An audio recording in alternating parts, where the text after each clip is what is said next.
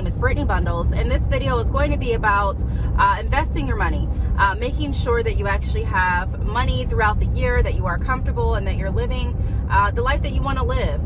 Social media does a great job with portraying unrealistic expectations, and since tax refund season is here, I've seen such an influx of memes and different posts going over the things that people are going to buy. And although I have no problem, I don't see anything wrong with spending your money. I mean, it's your money, do what you want to do. I just, would like to share some insight that I have and just put it out there. I'm someone that likes to think for the future. Of course, I enjoy treating myself, but my main priority is making sure that I am financially stable. My main priority is making sure that I'm not, I don't necessarily have to do anything that I don't want to do. There were times that I had to absolutely work a job that I hated going into, a job that I would literally cry in the parking lot before I had to go in the morning. There was a time where, I couldn't get everything that I wanted to get and that I was struggling. And so I know how that feels. And so because of those experiences, it shaped and molded my mentality to always think of, well, how can I still keep my money growing? How can I still reinvest this? How can I still look for other opportunities within the opportunity that is presented in front of me? A lot of people won't invest their tax refund.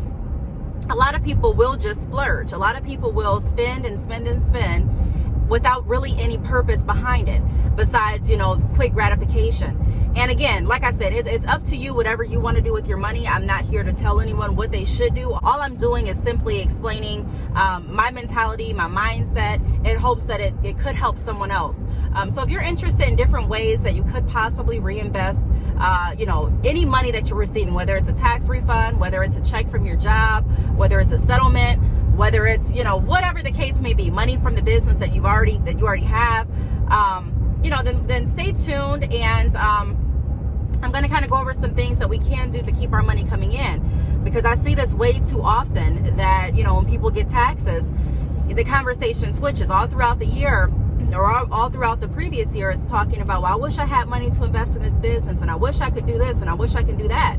And then you get the opportunity and the money is spent elsewhere. Now, I'm not saying that you have to put all of your money into investments either. I'm not saying that at all. Again, I'm someone that's definitely for treating yourself, having fun, enjoying the fruits of your labor. I'm all for that. But I'm also all for making sure that you are financially stable. I was talking to my children last night about multiple streams of income and the importance of it. I talk to them now, even though they're in elementary, because it really is important. Once you change your mindset, and once you actually have a clear vision of what your goal is, you start to operate different, or at least you should. So one thing that I do want to point out, that is really essential in my opinion to creating a business, is finding your passion, finding your niche. What are you passionate about? I always talk about passion because for me, I find it so much easier to stay committed to something that you actually care about. You know what I mean? Like if you're thinking of, okay, what way can I reinvest this money? And you see someone selling shirts and you go ahead and buy lots of shirts, but that's not really, you don't care about clothing. You're not really a fashionable person. You can care less. I know how that feels because that's kind of like me. Like I like clothes, but I'm not really a fashionable person. Like I could care less. If I'm shopping, I may grab myself some clothes, but typically, I like more so electronics. I love hair extensions. I love changing hair. I like, what else? Maybe furniture. Just different things. You know what I mean? So if I'm looking at selling something, I have to look at something along the lines of, okay, what will I be intrigued with? What's going to keep me interested? Because even after the hype dies down, I still want to make sure that I'm committed.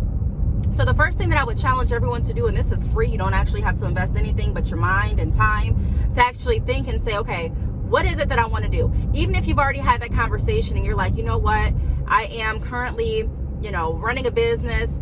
What else can we do? What else can we do to reinvest in our business, or even possibly another business? I think so often when you create a business, you get tunnel vision. You get tunnel vision in the aspect of, okay, I have my business. I don't need to worry about anything else. I have my business, and I'm, say you're working a 9 to 5. I'm working a 9 to 5, so I have multiple streams of income. That's great. We want to keep those multiple streams coming. So what else can we do? Are we ready to open another website? Are we ready to look at affiliate marketing? Excuse me. Are we ready to look at creating a YouTube channel? Are we ready to look at creating a blog? I mean, I'm just giving different ideas. You know, you can definitely become as creative as you want to with your life and with your purpose.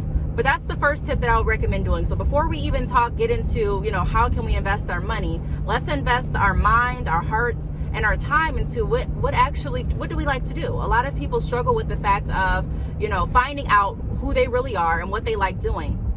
And a lot of that's because, you may be used to giving your time and your energy and your thoughts to others. Maybe, you're giving everything to everyone else and you don't really have enough left for you.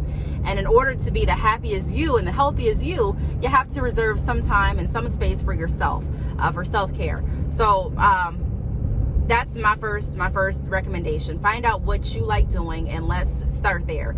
Second thing is, let's go ahead and move forward with our website. There's people that, and I'm not saying that you have to necessarily have a website to start selling a product, but if you are really wanting to get serious about selling a product, why not open another stream or another channel where customers and clients can actually go there and book your service or actually purchase your website. There are people that I work with that have been selling strictly on Instagram for a while, that have been selling strictly on Facebook for a while and actually do good. So I'm not saying that you have to necessarily open a website or create a website to start selling your products or marketing your products or your services. I'm not saying that, but I am saying that if you do have money right now, and you do have a vision or a plan for your business and you do plan on selling on your website, don't wait until 5 months down the line where you're going to find yourself, or where you could find yourself in a bind.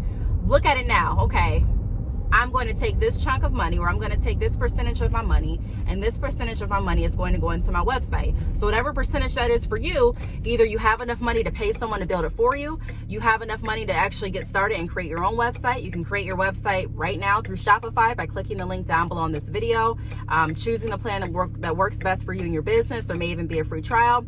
And I believe the basic plan through Shopify right now is $29 a month. So you can definitely get started with your website. And then also with your products or services, a lot of times we overthink it. We overthink, okay, well, I don't have anything to necessarily sell. Well, what services can you offer? A lot of times the services that you can offer are services that you're already doing. For example, if you work at a company right now and you are helping, say you work at a financial institution. I used to work at a credit union as a loan officer. And I would give advice. I was trained to give advice to better people's financial situation, increase their financial stability, help them get approved for loans either today or in the future. And so I'm skilled in teaching financial solutions. So if I don't have any products to sell, I can still sell my services. So we really have to think deeper. I know a lot of people don't like thinking like that, but a lot of times when I have conversations and people are like, I just don't know what I can sell, what I can do. Well, what are you doing now? Because a lot of times you're doing your talent, or you're doing what you're skilled at doing, or you're doing what you know how to do, but you're doing it for someone else's gain in the long run. I mean, of course you're getting, your gain because you're getting a check if you're working there. But I'm saying in the big grand scheme of things, you're doing it, but it's behind someone else's name. So you can definitely do it for yourself. Offer financial building services, offer credit repair services, offer whatever the case may be. You understand what I mean? So I'm just giving that as an example. So create your website, and if you don't have any products to sell, you can still get started with selling your services. And your business can always grow. I think so many times we get stuck on, I don't have everything ready for my business now. You don't have to.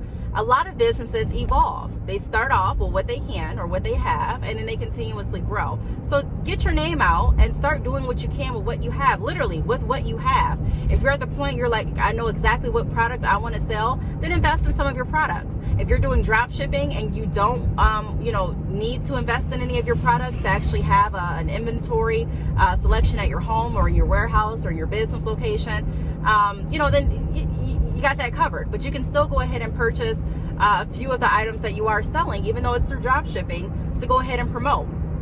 So we have to think of ways to constantly keep our money going, and we also have to be open to the idea and the reality that even though you're investing, you may not see a return on your investment immediately, but it's still planting seeds for continuous growth.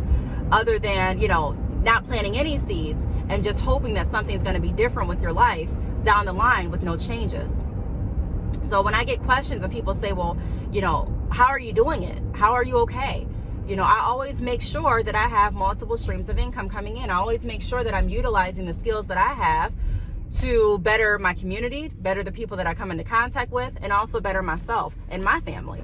So, that's another tip that I wanted to point out. Get started with what you have. Create your website now while you have the money, especially if you're someone that knows in a few months, typically, I'm hurting. Something happens where, my money gets gone or gets tied up and I'm struggling throughout the year after, tax season ends. Then go ahead and change that. Break that cycle now. Another thing that I wanted to bring up or point out is consider investing in someone else's business. So a lot of times there are people that are startup businesses and they're looking for additional funds. So you can actually go in and pitch a proposal. Hey, and it can go something along the lines of, hey, you just opened a business. I'm really intrigued with the services that you're offering, with the passion behind your brand. And I'm willing to offer this amount of money in return of this percentage of your business. Now, when I was running my salon, I did have a proposal like that come to me. Someone that had experience running salons came in and they, told me what they liked about my business. They shared some successes that they had with pairing up with other businesses.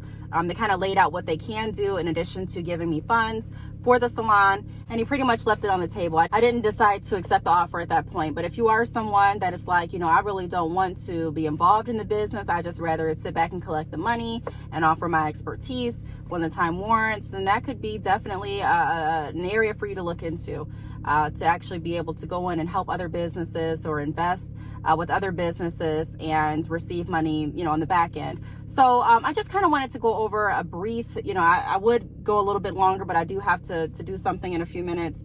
So I wanted to just kind of get your minds, going and thinking in the direction of what can I do to keep my money going? What can I do to keep, money throughout the year? Even though I may not see an immediate return, the goal is to plant as many seeds as I can that I'm passionate about, that I actually can see, a benefit in, and, invest in my seeds, water my seeds, and then see the fruits of my labor down the line, instead of, not doing anything with the money as far as investment and waiting a few more months and being in a position that you don't want to be in as far as not being able to have freedom or financial flexibility. So I really hope that this video helped. If you have any questions, please leave them down below. Thank you so much for watching, and I will see you all in my next video. I also may do another video continued because typically I go through like 5 or more tips, but this video included 3. I do want to take it longer, but I really do have to go. So thanks again for watching, and I'll see you all in my next video. Bye.